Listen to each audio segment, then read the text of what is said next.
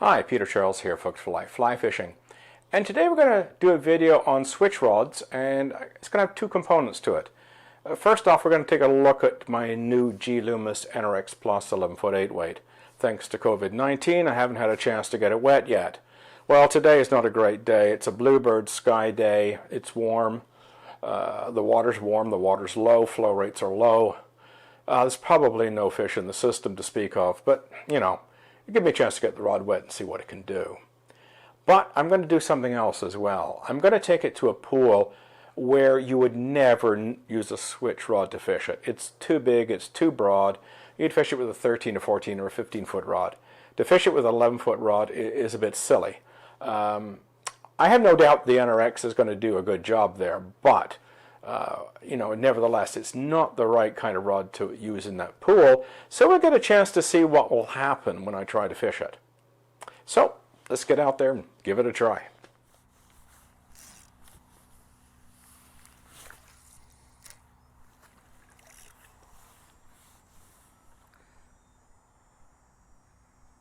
Now, normally I wouldn't be out on a pool like this with a 11-foot switch rod. It's a bit silly. This pool divides up into a number of sections, and if you can cast well over 100 feet, you can hit 3 sections with one cast.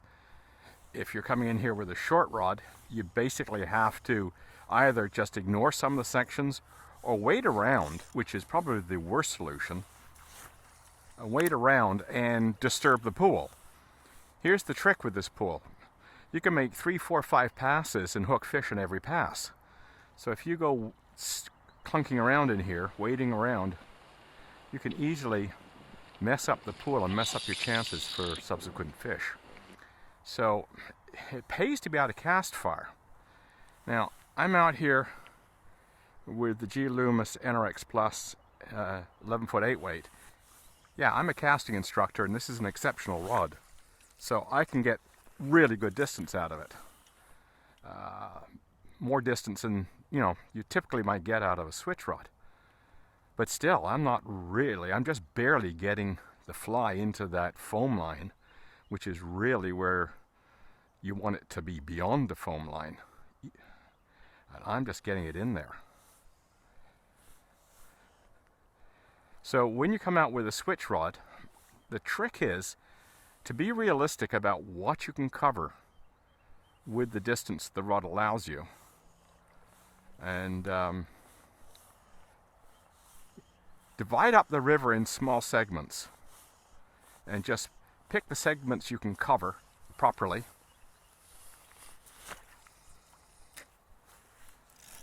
And, you know, fish those well. But, you know, be realistic. You've got a rod that's really, you know, a 70-foot solution in most cases. In the hands of some people, it will only be a 60-foot solution. So you have to really pick your spots to fish. And, you know, this is a wide river. I mean, what is it, about 150 to 200 yards wide at this spot? But realistically, I wouldn't be touching that foam line if I had an average switch rod and I was an average caster. The odds of me getting that fly into that foam line would be just about zero. I would have to wade deeper. And when you wade deeper, you're cutting down your casting distance. So it's you hope that you can get a nice trade-off there, that you can get out further into the pool and reach the back side of it, of at least this half of the pool, and reach the foam line and not be too deep. I'm reluctant to wade too far into this pool because I've hit fish at the front edge of it. So I tend not to wade too far into it. So as you can see, if you have an exceptional rod and you're a reasonably good caster, you can make a decent job out of a large pool. But, you know, I'm having to be careful here. I'm having to concentrate on my casting. You know, make sure I cast cleanly. You know, if there's any flaw in my casting at all, I don't get the distance, I don't get the turnover.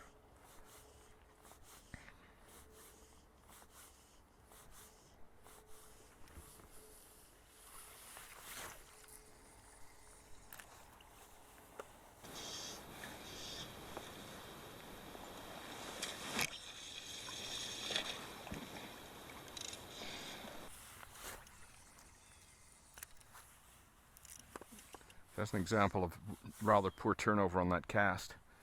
So because of the flow rates, I'm going to have to make sure I pull some line in. And that's a consequence here. That's something to talk about here. That wasn't a good cast. I got almost all my distance out. But that's very typical when you are pushing at the maximum of your distance for the rod and the circumstances.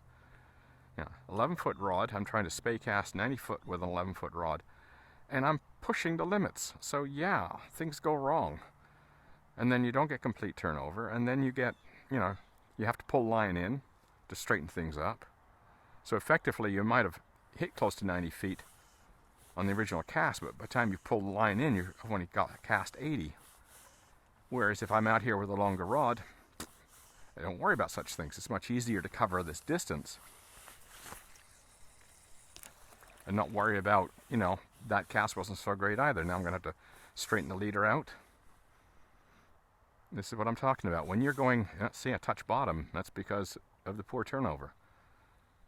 So when you're going for max distance with a short rod, bad things tend to happen. Whereas if I was casting the same distance with a 13 or a 14-foot rod, I get a beautiful straight turnover, beautiful cast, everything rolls out nicely because I'm not going maximum, I'm just stroking it. So this is one of the considerations. Even if you can cast far, when you're working at your maximum range, it's more likely for things to go wrong. Even if you're a casting instructor, you'll still screw up a few casts.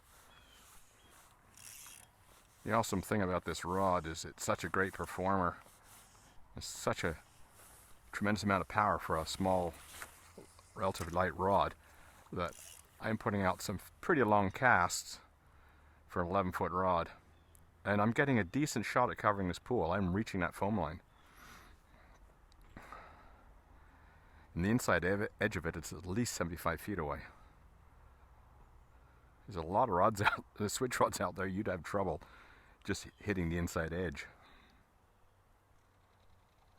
Now the line system I'm using right now is a Skagit Switch belly section with a 15-foot floater tip. Basically what I've done is I've turned my Skagit Switch, it's a 420, and I've turned it into the belly section of a Scandi multi-tip line. I've got a video on it, and it's a great way to take something like an Airflo Scout or Skagit Switch, and if you pair it with 15-foot tips, you've turned it essentially into a Scandi line, and it makes it quite an effective fishing tool.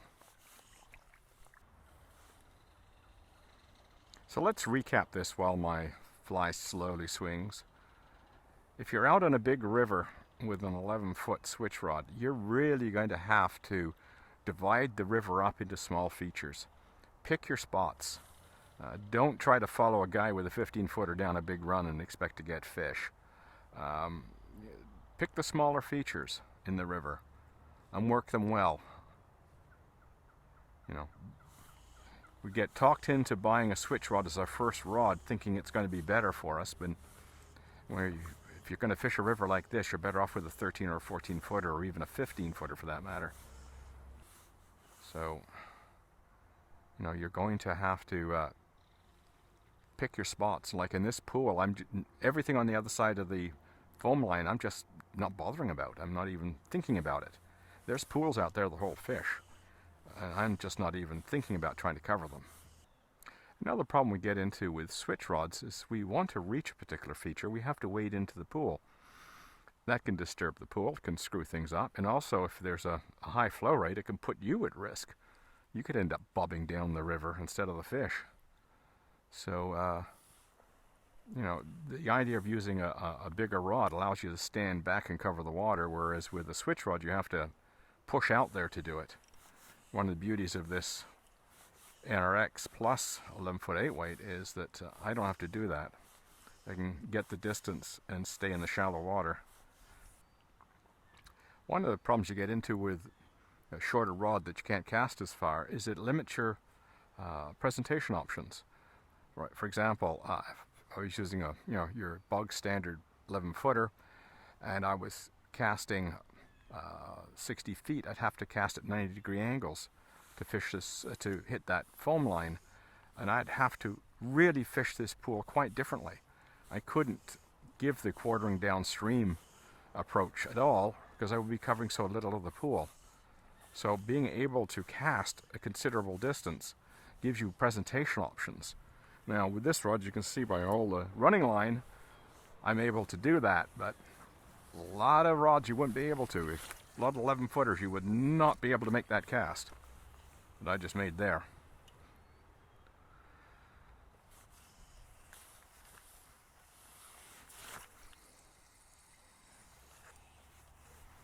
I think that's it. Well, there you go. You see what that rod did. I mean, it did a fantastic job for an 11 footer, but it was a struggle to cover the water I needed to cover because the rod was so short. I mean, it cast further than probably 99% of the switch rods out there, yet it still was a struggle to cover that pool. So it introduced some problems despite the excellence of the rod. Because I was operating at maximum distance for both, more for me than the rod had more in it, I wasn't consistent with the rod. I wasn't consistent with my casting. I had some problems with turnover, and you see that in the video. I mean, I'm showing you my bad casts, not just the good ones. Also, if you're dealing with a rod that can't cast as far as this one, well, then you're severely limited in your presentation choices because you really can't cover the water the way you should, and so in consequence you're going to have to make casts which perhaps are not as effective, and presentations are not as effective. So as soon as you go to a shorter rod, you're limiting yourself in your presentation options. So if you're going into a river, a big river with a switch rod, and it's the only rod you've got because somebody told you it's the only rod you need, what can you do? Well, the thing is to break the river down into usable chunks. Look at smaller features. If there's islands and structure which constrict the flow, those are good places to run your switch rod on a big river. But I wouldn't recommend trying to fish a huge pool or a long, wide run, especially if you're following a guy with a 15-footer. I think you might not do as well. Anyway, give that some thought. I mean, switch rods are great tools. I've had one since the late 90s. I made one on an old 10.5-foot blank. But you have to use them in appropriate circumstances, and no, they're not the only rod you need. You can do with a longer one at times too, unless all you ever fish are little creeks and little rivers. So give that some thought. I mean, the NRX Plus 11-foot 8-weight was fantastic. Love the rod. Light, sensitive, powerful, everything you want in a rod, but it still wasn't enough rod to really cover that pool. So give that some thought the next time you go shopping for a rod. Cheers.